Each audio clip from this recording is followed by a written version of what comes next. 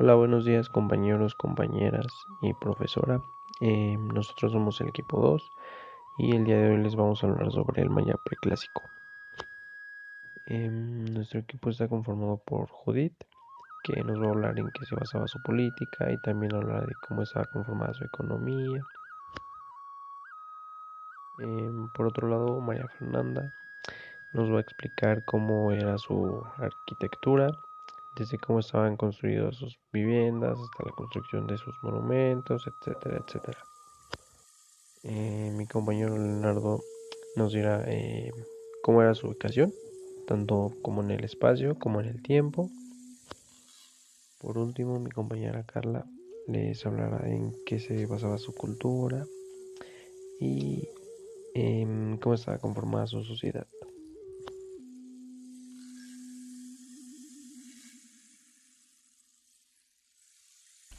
El preclásico.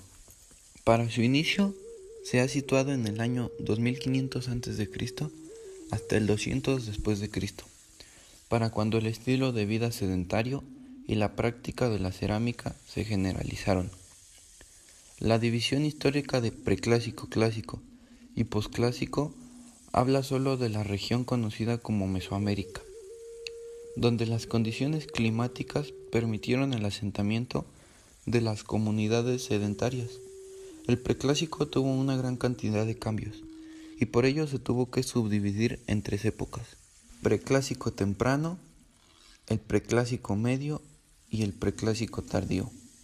El preclásico temprano, o también conocido como el preclásico aldeano, porque se estima que el 90% de los asentamientos eran aldeanos, la agricultura y la cerámica eran los dos grandes pilares con los que se inició el desarrollo de las grandes culturas prehispánicas. Los productos más sembrados eran el maíz, el aguacate, los frijoles, la calabaza, el chile y el tomate. La cerámica tenía fines meramente utilitarios, como guardar alimentos y agua. En las aldeas no vivían más de 50-70 habitantes. Por otra parte, en el preclásico medio había una élite gobernante guerrera que gobernaba a una minoría trabajadora.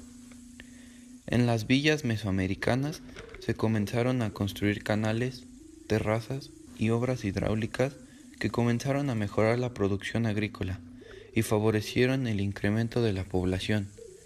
En el preclásico medio surgió la gran cultura mesoamericana, los olmecas.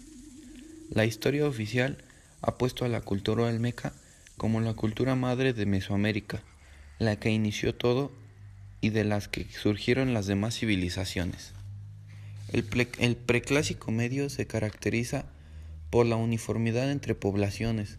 Algunos de los rasgos asociados con los olmecas son uso de mesas de piedra o mampostería, el empleo de piedras verdes, especialmente la representación continua del jaguar en diferentes aspectos y los estudios calendáricos, con una increíble precisión. Los olmecas fueron los primeros en crear una cuenta larga para medir el tiempo. Las principales ciudades con características olmecas fueron San Lorenzo, La Venta y Tres Zapotes. Y el preclásico tardío se caracterizó por la diversidad regional.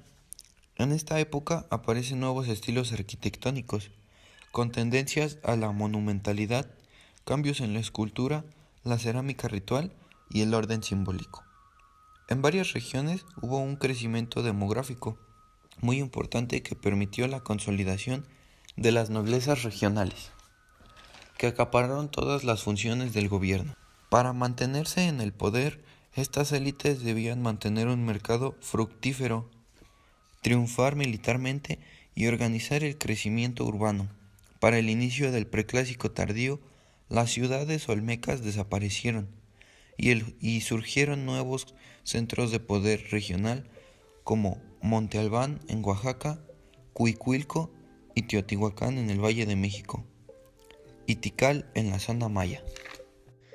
Sistema económico de la cultura maya en el periodo preclásico. Se basaba principalmente en la alimentación y la agricultura. Ellos, al igual, implementaron novedosas técnicas de trabajo de las tierras y la forma de cultivar, siendo el maíz su principal producto. Esta mecánica económica dejó gran influencia en el mundo, ya que muchos países siguen el modelo maya, basándose principalmente en la agricultura, ganadería y el comercio. El principal recurso que tenía el sistema político de la cultura maya en el periodo preclásico. Es necesario mencionar antes de comenzar que el tipo de gobierno que se llevaba a cabo antes de este periodo era el que residía en cada jefe de familia, es decir, en cada hogar había un jefe de familia, proveedor de alimentos, que condicionaba las reglas en su hogar, pero esto por mucho tiempo les ocasionó conflictos y muchas guerras civiles. Fue hasta entonces, en el año 300 después de Cristo, a fines del periodo preclásico, cuando se empezó a implementar la política del tipo monárquico. Al igual que otras civilizaciones, los mayas tenían gobernantes, una clase dominante y una estructura política un tanto compleja. Sus reyes eran poderosos y decían descender de los dioses y de los planetas. El fundador de la primera dinastía Tikal vivió en algún momento en el periodo preclásico, cuando aún no se hacían tan comunes los reyes. Hola, soy Carla Chavarría y les relataré los aspectos socioculturales de los mayas en el periodo preclásico. Les hablaré principalmente acerca de la escritura, las lenguas, las matemáticas, el calendario maya, las artesanías, la estructura social y las ceremonias religiosas. A partir de este periodo comenzó a vislumbrarse a las comunidades sedentarias, y con ello comenzaron a fabricarse las primeras vasijas de cerámica y figurillas de barro en la península. También podemos saber que fue alrededor de esta donde empezaron a organizarse en estratos sociales, aún no muy desarrollados, pues solo tenemos pautas de que sostenían una división muy marcada de la élite y los plebeyos.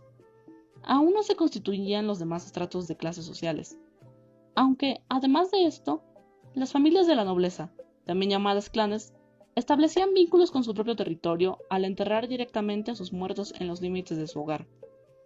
También en esta época, al parecer, se intensificaron las guerras contra otros grupos indígenas, pues hay un desarrollo notable en las armas, además de las fosas comunes masivas con mayoría de cuerpos y esqueletos degollados. Aunque, debido a lo anterior mencionado, tuvieron algunos avances en el arte con la incorporación de las estelas. Fue aproximadamente por el 400 a.C., cerca del final del periodo preclásico medio, donde se comenzaron a levantar estos monumentos grabados en roca con retratos para los gobernantes mayas tempranos, que celebraban sus logros políticos y bélicos, así como validaban su derecho a gobernar. El sistema de escritura maya fue uno de los logros sobresalientes de los habitantes precolombinos de América. La escritura maya temprana apareció en la costa del Pacífico de Guatemala en Petén, durante el siglo III a.C. La escritura pictográfica regida por glifos entre los mayas había sido herencia del sistema olmeca, y los jeroglíficos mayas más antiguos pertenecientes a la estela 29 de Tekal data del 6 de julio del 292 después de Cristo. Los mayas usaban diversas lenguas derivadas de una lengua ancestral denominada protomaya por los lingüistas y que se sitúa hacia el 2000 a.C. El vocabulario protomaya sugiere que se originó en el altiplano occidental o noroccidental de Guatemala durante el periodo preclásico. El protomaya se diversificó en lenguas diferentes y aparecieron diversas subfamilias que incluyen las lenguas huastecanas, quicheanas, canjovalano-chujeanas, mameanas, tetzeltalano-cholanas y yucatecanas. Al igual que las otras civilizaciones mesoamericanas, los mayas utilizaban un sistema de numeración vigesimal, es decir, de base 20. El sistema numérico de rayas y puntos, que formaba la base de la numeración maya, estaba en uso en Mesoamérica desde el 1000 a.C. Los mayas lo adoptaron en el preclásico tardío y añadieron el símbolo para el cero. Esto puede haber sido la aparición más temprana conocida del concepto del cero en el mundo, aunque es posible que haya sido precedido por el sistema babilónico. El primer uso explícito del cero fue grabado en monumentos que datan del 357 después de Cristo. El sistema calendárico maya tuvo sus orígenes en el preclásico tardío.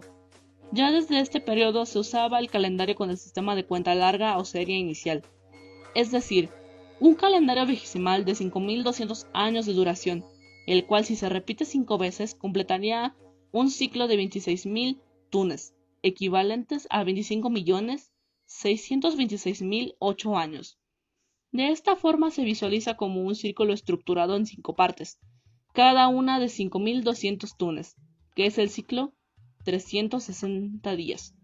Los nombres de los ciclos son Tolkien, de 260 días, el Hab, de 365 días, y la rueda calendárica de 52 años, la que resulta de la combinación del Tolkien y Hab. También había ciclos adicionales como el de 819 días, asociado con los 4 cuadrantes de la cosmología maya, y regidos por los 4 aspectos del dios Kawil. Finalmente me gustaría compartir un ritual religioso especial de la cultura maya, el cual, debido a la poca información que encontré, desconozco en qué año surgió esta tradición, pero siento que es necesario conocerla. Unos meses atrás tuve la oportunidad de ir a Playa del Carmen, en Yucatán, y ahí visité nuevamente el parque Xel-Há, en el cual vislumbré proyectándose en una pantalla a un grupo de gente remando en mar abierto. Esto llamó mucho mi atención, y aprovecho este trabajo para contarles de qué se trata lo que vi ahí. Actualmente este ritual se llama la Travesía Sagrada Maya. Es la recuperación de una tradición con miles de años de antigüedad, en la cual los mayas partían al amanecer en canoas desde el puerto de Polé, actual Xcaret, y remaban durante 6 horas y media aproximadamente contracorriente y bajo el sol a la isla de Cuzamil, actual Cozumel, donde estaba el templo de la diosa Itziel, y le pedían fertilidad y buenos deseos a través de cantos y danzas. Hoy se ha recuperado este ritual realizado desde 2007 como una de las actividades del parque con la misión de reconocer y crear conciencia de la gran riqueza cultural y ancestral que posee la cultura maya, y de hecho es avalado por el INAH, el Instituto Nacional de Antropología e Historia. El ritual de hoy trata de hacerse lo más apegado posible a la antigua. Todo tipo de gente común y corriente, como tú y como yo, convertida en guerreros por un entrenamiento de 8 meses. Se adentran con gran determinación en el océano, con la promesa de que verán en el horizonte de la isla, y con ello celebrará a la diosa Itzel, igual que lo hacían los mayas hace miles de años atrás. Gracias. Las tierras bajas mayas fueron el escenario de una de las más grandes civilizaciones, la cual se desarrolló durante el primer milenio de nuestra era. Los mayas aprovecharon el rico acervo cultural heredado de los pueblos mesoamericanos anteriores. Muchos de los rasgos de la cultura clásica maya se remontan hasta los olmecas, quienes erigieron enormes pirámides y monumentos de piedra labrada en el sur de Veracruz 1000 años antes del apogeo de la civilización maya. Lo iniciado por los olmecas de manera poco sofisticada alcanzó un alto grado de complejidad y refinamiento entre los mayas, quienes reflejaron en su arte y arquitectura una cosmología compleja y variada. Además de sus creaciones artísticas, los mayas son notables por otros logros intelectuales. Mucho se ha hablado de su intrincado sistema de numeración vigesimal, paralelo a la escritura jeroglífica, lo cual les permitió expresar ideas abstractas. También midieron exactamente el año solar, tuvieron calendarios rituales y solares, predijeron los eclipses lunares y conocieron la rotación de Venus. La mayor parte de los asentamientos de la región sur fueron abandonados antes del año 800 de nuestra era. Lo mismo sucedió con los del área central 200 años después. Solo una parte de las planicies norteñas continuó su desarrollo tras el año 1000 y allí se conservaron vestigios de la civilización maya clásica hasta la llegada de los españoles a principios del siglo XVI. ¿Por qué sufrió un colapso tan rotundo una civilización tan avanzada y aparentemente en su apogeo? Es todavía uno de los grandes enigmas sobre los mayas. La arquitectura, por definirla muy generalmente, se ocupa de dar un espacio formal a la actividad organizada de los hombres. El entorno natural debe organizarse de manera que corresponda a las múltiples necesidades humanas e impone 2 condiciones necesarias para considerar un espacio arquitectónico. La primera es conceptualización de ideas de orden y lugar, adecuadas para separar las actividades humanas del ámbito natural. La segunda es la formulación de medios técnicos que permitan la expresión práctica de los conceptos de espacio postulados para crear un entorno útil y significativo. El mismo sentido de unidad prevalece en todo el asentamiento y a pesar de las alteraciones que a veces se producen debido a rasgos fortuitos de la topografía, siempre preobedece a un presupuesto rectilíneo, lo cual refuerza la visión maya del cosmos como un universo de 4 lados. La unidad entre los elementos dispares del paisaje y de las culturas se logra en parte mediante la construcción de mampostería en piedra, sin importar la forma y la función de las estructuras. Se repite también en conjunto limitado de motivos o símbolos decorativos en dichas estructuras. La unidad básica de la planeación maya fue el patio rectilíneo, la plaza o la terraza que colindaban en uno o más lados con los edificios de piedra. Esta forma básica se elaboró a lo largo de un milenio y culmina con la construcción de grandes ciudades como Copán, Tikal, Palenque, Becán, Uxmal y Chichén Itzá, donde la construcción y planeación alcanza su esplendor. En estos grandes asentamientos las estructuras y edificios de mampostería en piedra de todos tipos se cuentan por cientos, algunos se han reconstruido de manera que muestren su grandeza original.